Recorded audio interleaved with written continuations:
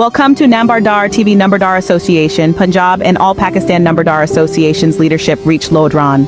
According to details, former Minister of Agriculture and President of Nambardar Association Punjab, Nambardar Syed Hussain Jahanian Gurdazi, Nambardar Syed Hussain Shah Bukhari, and Nambardar Meher Shafiq reached Lodrian to express condolences on the deaths of beloved ones of the Nambardars in Lodrian.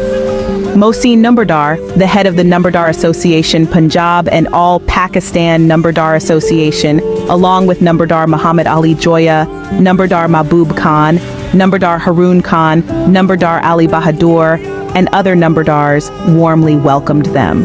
The real leadership of the Nambardars held meetings with police officers and government officials, recorded their protest, expressed condolences to the bereaved, and prayed for the elevation of ranks. On this occasion, former Provincial Minister of Agriculture and President of Nambardar Association Punjab, Nambardar Syed Hussain Jahanian Gurdazi, said that we are not just making claims but are committed to practical work.